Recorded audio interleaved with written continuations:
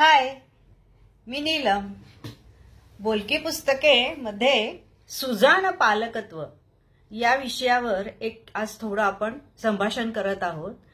तर सध्या परिस्थिती बघता सध्या ह्या ज्या लहान छोट्या मुलींपासून सर्वच लेडीजवर होणारे बलात्कार, लहान वयामध्ये मुलं आपल्या 10वी-12वी मध्ये मार्क्स कमी पडले, अमकं झालं तमकं झालं, मोबाईल दिला नाही, ह्या त्या कारणावरून आत्महत्या करत असतात. त्याचबरोबर मोबाईल ॲडिक्शन, ह्या सगळ्या गोष्टी जरी इतकं तंत्रज्ञान प्रगत झालं असलं आणि त्याच्यातून आपल्याला यावरून एका मिनिटात सगळं मिळत असेल, तर ह्या गोष्टी पण आपल्याला तेवढ्याच महत्वाच्या आहेत.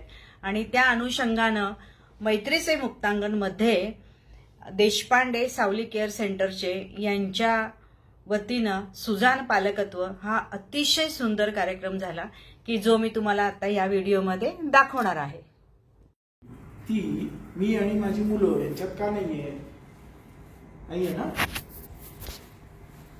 मग कुठेतरी असं सैल झाल्यासारखं वाटतंय का नातं? का बरं असं होतंय? मुलांना नकार द्यायची का सवय नाहीये? लगेच आत्महत्या का करायची वाटते? लगेच डिप्रेस का होत आहे? ह्या दृष्टीने मला विचार करायला सुरुवात केली.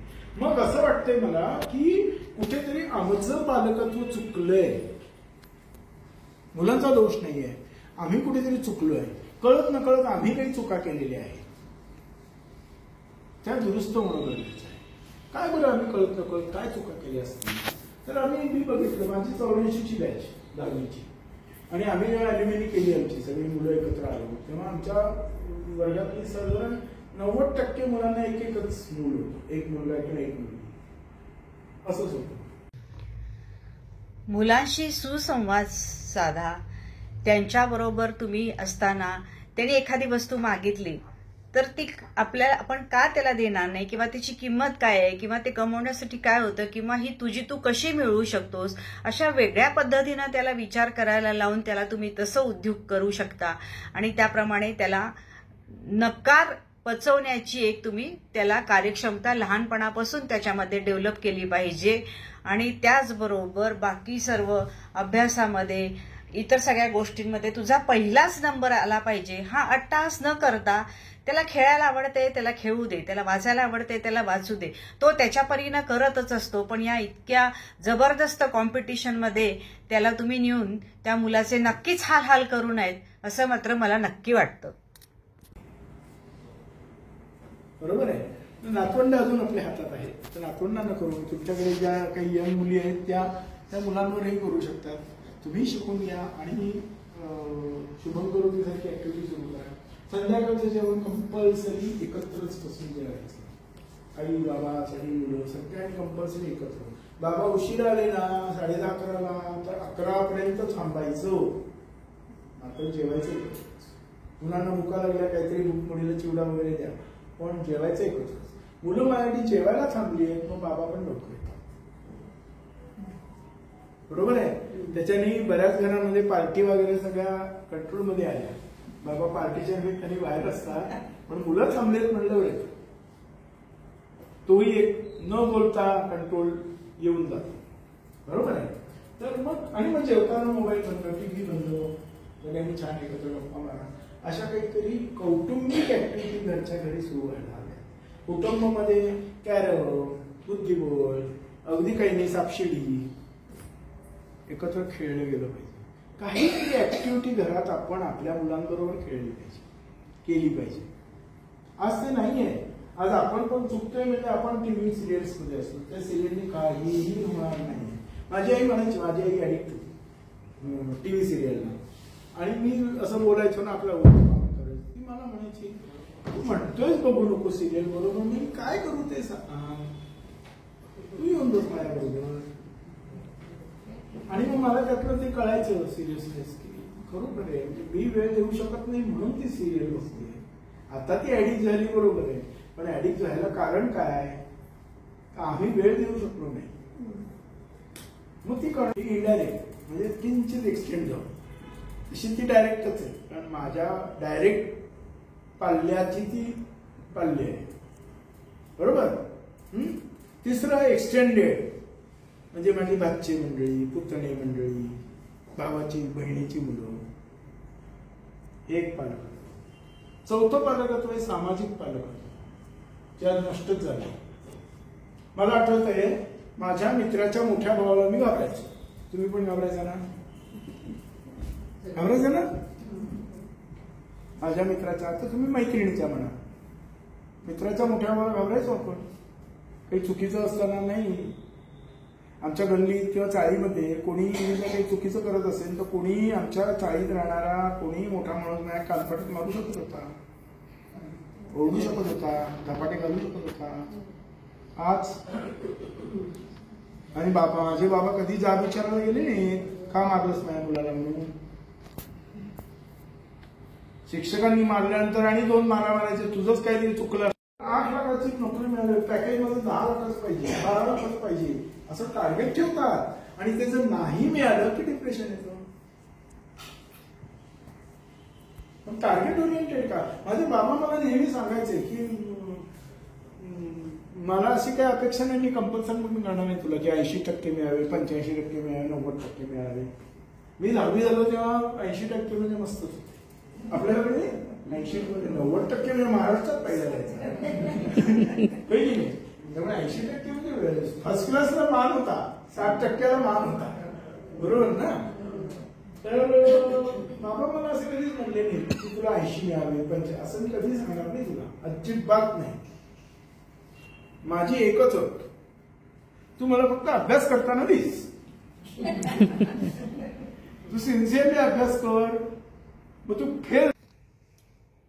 एकंदरीत काय, मुलगा आणि मुलगी असं भेदभाव न करता लहानपणापासूनच जे पुरुषत्व रुजवतो आपण, तर ते न रुजवता मुलगा मुलगी या दोघांनीही जे काही काम आहे ते समानच करावं. त्याच्यामध्ये तू मुलीनच साच्यात घरात आलं पाहिजे, मुलाला चालतं त्यांना हे करायचं नाही, त्यांना रडायचं नाही, वगैरे वगैरे अशा सगळ्या गोष्टी आपण अजिबात त्या मुलांना लहानपणापासून शिकवू नयेत.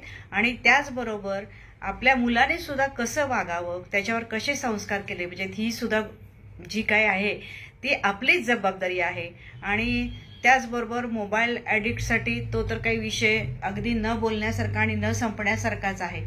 तर त्याच्यासाठी तुम्ही त्याला वेळ द्यायला कमी पडता, हे एक मेन कारण आहे ना. मुलांना आई बाबा हवेत, त्यांना मोबाईल नकोय. तुम्हाला वेळ नाही म्हणून तुम्ही त्यांना मोबाईल देताय, पण तुम्ही असं करू नका. आठवड्यातून एकदा तरी तुम्ही त्यांच्याबरोबर बसा, बोला, 1-2 तास त्यांच्याबरोबर गप्पा मारा.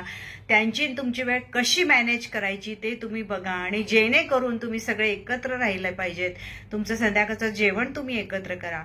अशा पद्धतीनं आपण जर आपल्या घरापासूनच सुरुवात केली, कारण आता सध्या आजी आजोबा पण बरोबर नसतात, आपलं छोटं कुटुंब असतं, त्यामुळं ही आपली जबाबदारी वाढते आहे.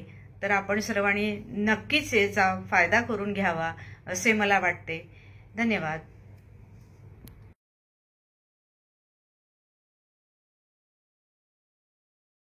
सर्व देऊ शकत नाही, मग त्याची भरपाई कशी करायची?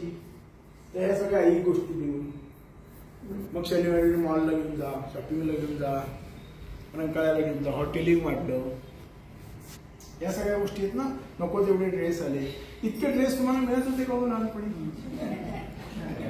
होते का?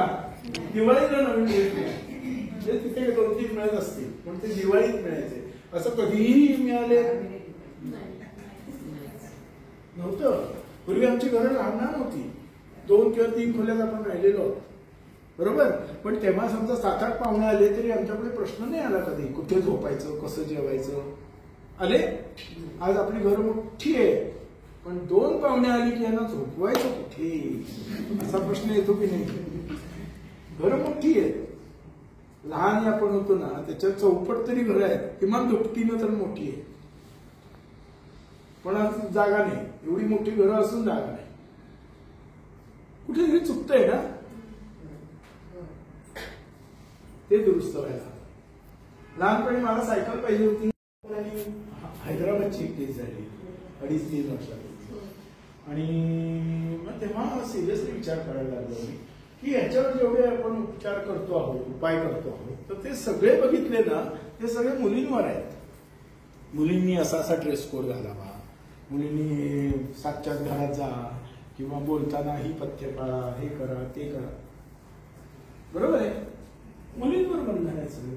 पण जे अत्याचार करतात त्यांच्यावर काय केले? त्यांच्यावर आम्ही काहीच करत नाही आहोत. तर त्यांच्यावर काहीतरी करणं गरजेचं आहे. मग आम्ही पुरुषत्व रुजताना असा एक प्रकल्प हाती घेतला. पुरुषत्व रुजतं कधी बरं? ते बाळ 2 किंवा 3 वर्षाचं असतं ना तेव्हा. आणि पुरुषत्व फक्त पुरुषात रुजत नाही, ते बायकांमध्ये पण रुजतं. म्हणजे काय? तर आपण आधीच ही बायकांची कामं, ही पुरुषांची कामं. बॅफरकेशन काय मुलीसाठी रडतोयस म्हणजे रडायचं काम मुलीच आहे असं आपण इनडायरेक्टली सांगतो की नाही. हा, मुलींनी बावडीशी खेळावं, मुलांनी नाही. मुलांनी 16व्या वर्षी खेळावं. बरोबर आहे ना?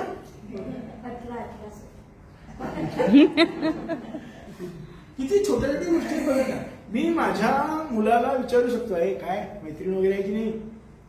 काय मुलीला विचारतो का मी, काय मित्र आहेत का म्हणून? नाही विचारत. किती आपणच घरात, मी बाहेरचं म्हणतच नाहीये, घरात आपण नाही विचारत. मी माझ्या मुलीला विचारणार काय ते मित्र आहेत का, किती मित्र आहेत? मुलाला मी नक्की विचारेन. रादर तो म्हणला माझ्या 4 मैत्रिणी काय मस्त टॉम्बॉय आहे म्हणेन ना, मला अभिमानासारखं आहे 4 कोणी फिरवतोय. मुलींनी फिरवल्यावर तिचं कॅरेक्टरच खाल्लं झालं आहे की नाही?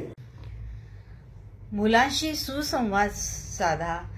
त्यांच्याबरोबर तुम्ही असताना त्यांनी एखादी वस्तू मागितली तर ती आपण का त्याला देणार नाही किंवा त्याची किंमत माझ्या काय, चॅनलला ते सबस्क्राईब गमावण्यासाठी करा, काय लाईक होतं, करा, किंवा शेअर तुझी करा, तू कशी कमेंट मिळवू करा आणि शकतोस. असेच नवीन अशा नवीन वेगळ्या विषय पद्धतीनं आपल्याला त्याला इथून विचार पुढे येत करायला लावून जातील. त्याला तुम्ही तसं उद्योग करू शकता आणि त्याप्रमाणे त्याला नकार पचवण्याची एक तुम्ही त्याला कार्यक्षमता लहानपणापासून त्याच्यामध्ये डेव्हलप केली पाहिजे.